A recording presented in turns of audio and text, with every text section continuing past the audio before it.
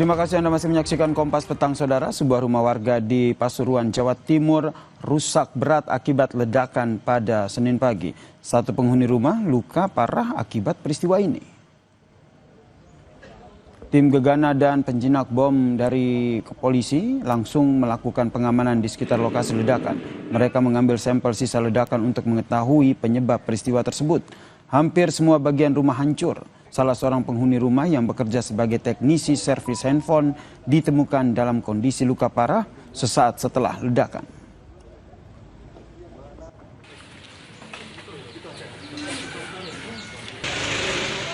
Kita ke sorotan lainnya, pasca insiden perusakan rumah singgah yang digunakan untuk retret di Sukabumi, Jawa Barat, kondisi peserta yang sebagian besar anak-anak masih mengalami trauma. Kuasa hukum pelapor Subadria Nuka menilai insiden perusakan turut berdampak pada psikologis peserta retret, terutama anak-anak yang menjadi korban. Ia pun meminta kasus ini terus diproses secara hukum.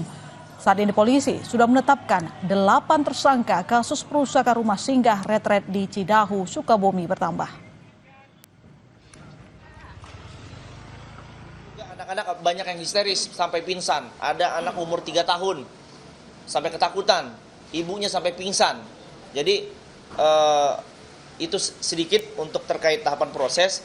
Intinya kami tahapan proses ini kami akan mengawal terus, dan berita yang beredar di luar sana bahwa ini ada perdamaian dan lain sebagainya, itu tidak ada.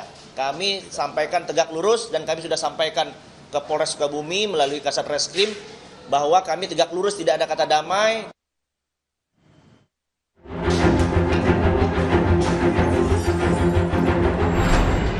Belum usai proses penyidikan kasus perusakan rumah singgah yang dijadikan kegiatan retret di Sukabumi, Jawa Barat yang telah menetapkan 8 tersangka. Belakangan muncul usulan kontroversial yang disampaikan staf khusus Kementerian HAM soal penangguhan penahanan kepada para tersangka. Usulan ini disampaikan oleh staf khusus Menteri HAM, Thomas Harming Suwarta, yang meminta pengajuan penangguhan penahanan dan menjadi penjamin bagi ketujuh tersangka kepada Kepolisian Resort Sukabumi.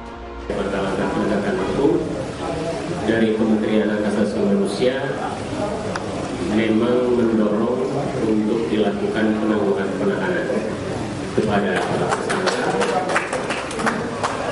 dan tentu saja kita seperti kata Pak Kapolres tadi, ada upaya penegakan hukum dilakukan secara profesional, proporsional, dan untuk berkeadilan. Sempat menimbulkan polemik, usulan staf khusus Menteri HAM Thomas Harming Suwarta untuk menjamin kebebasan 7 tersangka kasus perusakan rumah singgah di Sukabumi dibatalkan oleh Menteri HAM Natalius Pigai.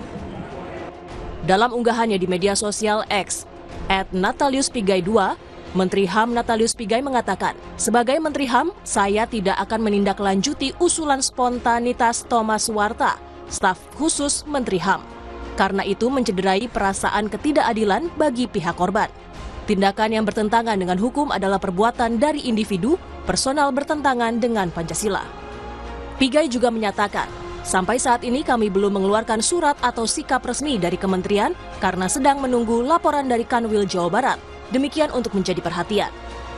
Soal kasus hukum perusakan rumah singgah ini sebelumnya juga sudah disampaikan oleh Gubernur Jawa Barat Deddy Mulyadi yang bilang penegakan hukum kasus ini harus berjalan secara objektif tanpa intervensi. Ya, hukum biarkan bekerja secara objektif berdasarkan kaidah alat bukti. Saya tidak akan mengintervensi.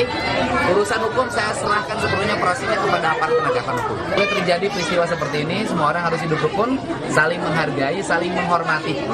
Menghormati perbedaan, menghormati keyakinan. Hingga kini, Polres Sukabumi terus menyelidiki kasus perusakan rumah singgah saat melakukan kegiatan retret di Sukabumi, Jawa Barat. Terbaru, polisi kembali menetapkan 1 tersangka pada 4 Juli lalu sehingga total sudah ada 8 tersangka terkait kasus ini. Tim Liputan, Kompas TV.